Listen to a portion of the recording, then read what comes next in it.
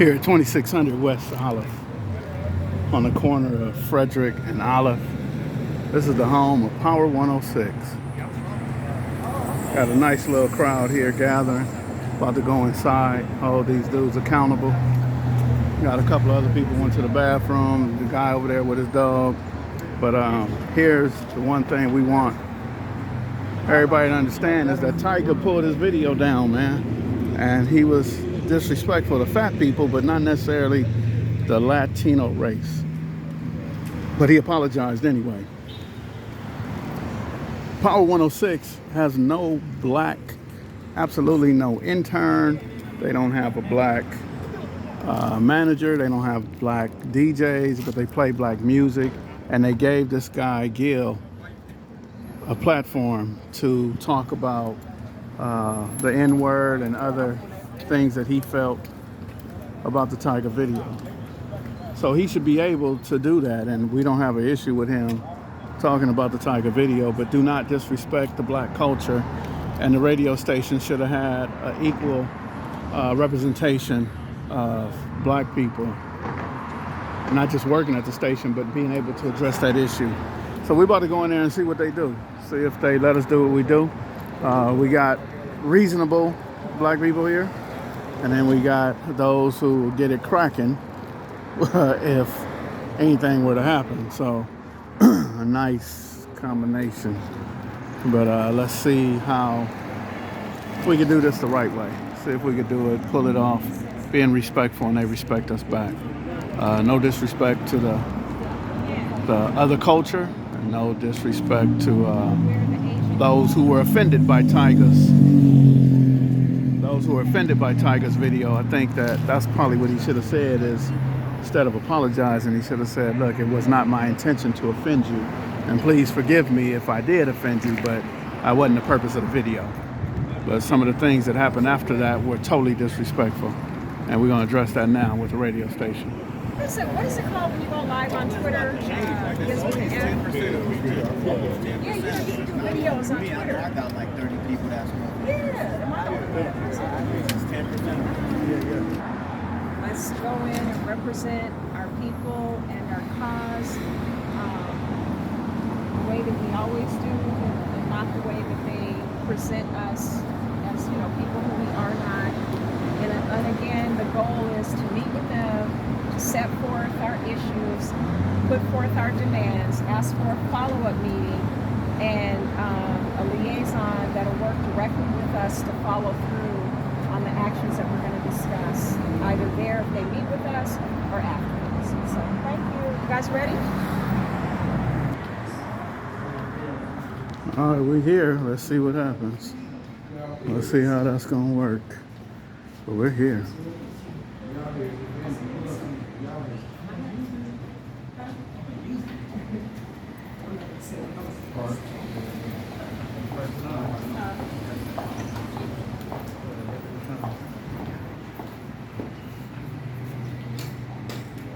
Hey, bro, keep him. Bro, you can't come up there with us, bro. I don't want you coming up with us, bro. Yeah, you with the blue jacket.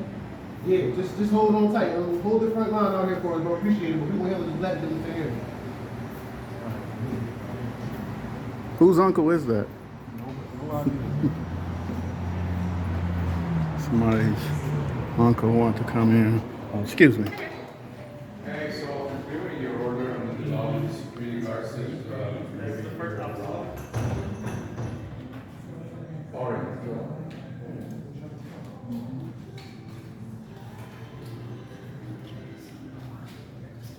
Aren't these nice offices? Air conditioned too. Yeah, wouldn't it be great if our people were employed here? Since they're playing our music all day? Yep, is that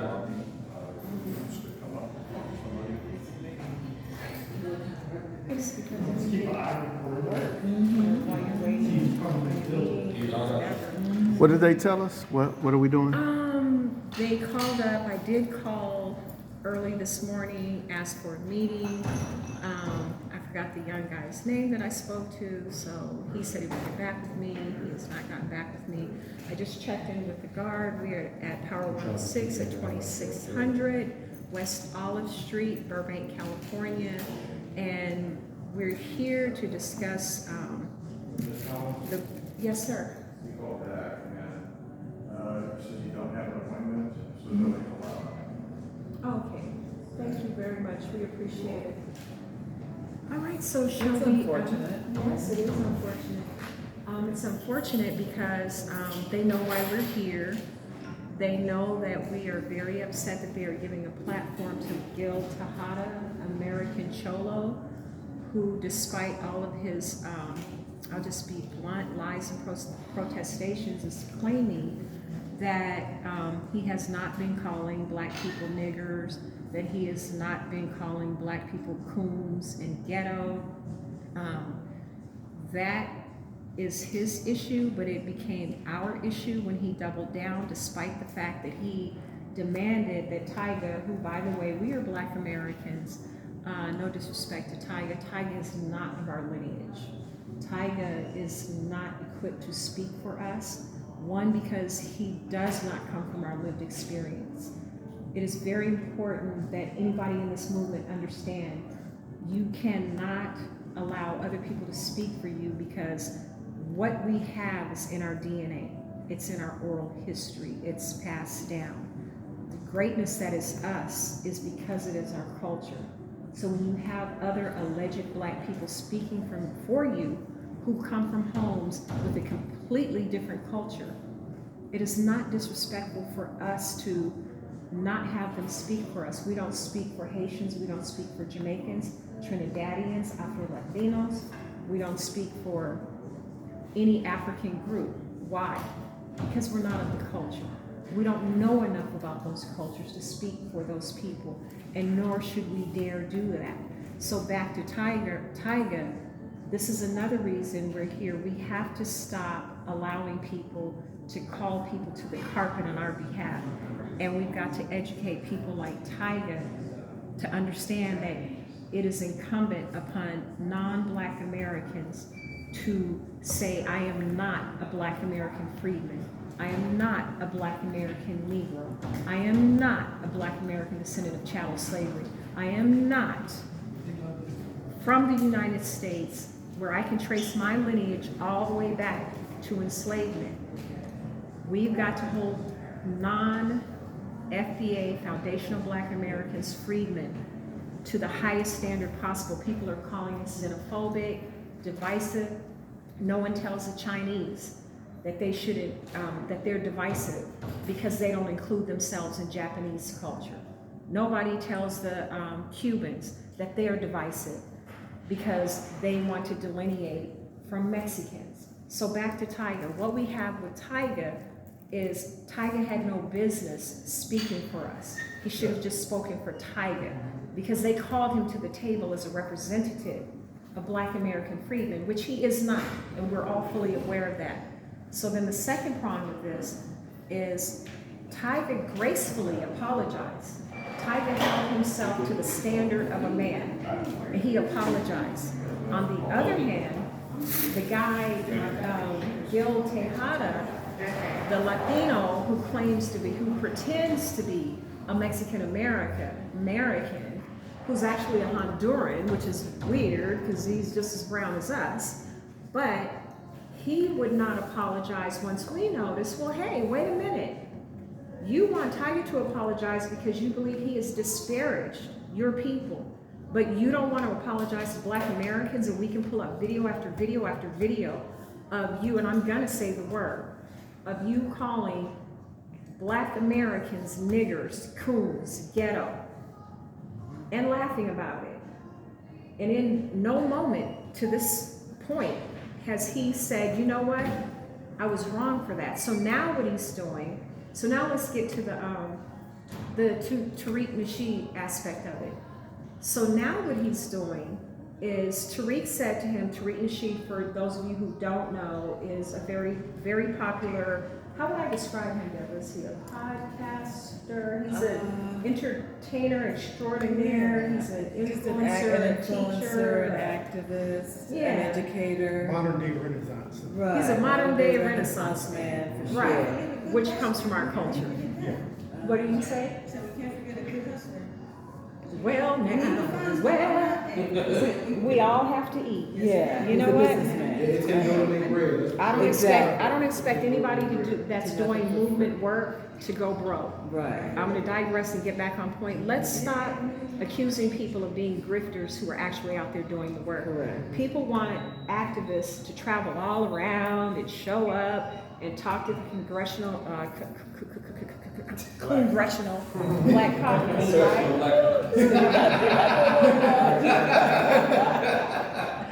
So if you want people to do work, support them. If you believe that person is honestly working, I just want to throw that out there. So now back to Tariq. This isn't about Tariq. This isn't about Tiger. What this is about is the continued disrespect where people are.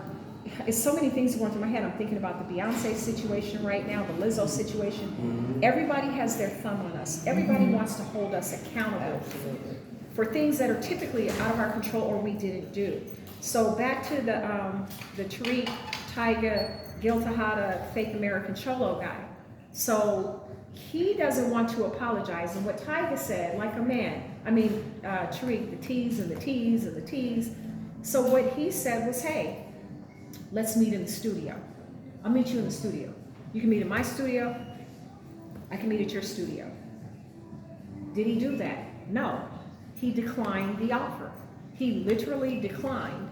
And now what he's doing is running from show to show, from podcast to podcast, pretending that Tariq, and as we know, people are trying to make Tariq the leader of our grassroots movement. We are a people that are coalescing and coming together behind a bonded, I don't even know what did you call it? Not even just our lineage. Well, I'm actually talking about the trauma. Trauma and We're bondage. all here because we're bonded from the trauma of enslavement till today. And for those of you that don't know, I'm not going to get into all of this. Some of us were here before. Some of us did come through enslavement. But anywho, don't say anything that I said, anywho. So what we have to understand is that this guy, Gil Tejada, is creating a false, he's creating a false narrative. Yes, he's creating, guys, should I wait until everyone comes back in? That's an open racist who's now running around creating a false narrative that Tariq is the racist and that Black Americans are the racists, and that we're trying to create a race war, when in fact all he had to do was meet Tariq like a man and squash it in a studio. They're both entertainers. It shouldn't be at a level. Now he was on a podcast with Snow, he was on No Jumper, I can't remember the other podcast. So what he's doing is he's running around telling people, oh, well, Tariq is creating a situation where people can die in the streets. Tariq's doing no such thing. He's doing that. He had an opportunity to meet with Tariq. He did not meet with Tariq. He declined to meet with Tariq. He's pulling up to studios with 50 guys with him, some of them essays, in wife beaters, which is giving off this visual of what? Gang activity. Then he shows up on No Jumper and tries to deflect and says, well, Tariq chopped the video up. I was repeating what was said to me. Everybody knows the cardinal rule: no non-Black person, not even Caribbeans, Africans, Afro-Latinos, none of them, no one gets to say nigger, ever. Shut it down. Do not allow it. I don't care if it's the homie, I don't care if it's a family member, shut it down. How are you still going on television and using the coon word and ghetto, and you know that you're not supposed to do that? So he's trying to back up what he's doing by saying, oh, I was telling a story, but we have too many videos showing that he uses the N-word all the time. And again, Tariq is not even responding to this guy. So he shows up yesterday or whatever day on No Jumper saying, oh, you're gonna get people killed in the street. You're the one that won't sit down with Tariq. You're the one that won't squash this. You're creating a narrative to vilify black people once again, and we're not having it. So now we're here at Power 106, 2600 West Olive Street, Burbank, California. Why are we here? Because they're giving them a platform. They're giving this guy a platform. He's been saying the N-word forever, and they know it. Then they gave him a platform to sit and lie. So that's our first issue with them. Our second issue with Power 106 is the fact that Power 106 plays what music? Can I hear it? Hip hop, R&B. What else? I don't know. Jazz. I don't know. But they're playing our music. Right. They're playing our music 24/7. What's wrong with that picture? If we had a station and we played Latino music and all of the on-air personalities were Black American freedmen, would it go down? Yeah, they'll protest and go in there and try to find Right. Right. And that's going to take me back to our boy, the fake Cholo, Gil Tejada, the American Cholo. Okay? So, what did you just say? Because I got a little off. Yeah, they'll if we do that same thing, they'll boycott the first day we do that. Right. Nowhere in this country does anybody else's culture get appropriated. Yes, we have the best culture in the world. Yes, we're great people.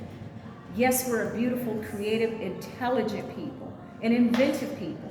We have 50,000 patents for those of you that don't know. Look it up. We them boys. But everybody feels that they're entitled to come here and get a piece of us, the American dream. But we're never supposed to demand mutual respect. So to your point, what's his name? The fake Cholo, Gil. Yeah. He looked into a camera and said, hey, black people shouldn't get reparations.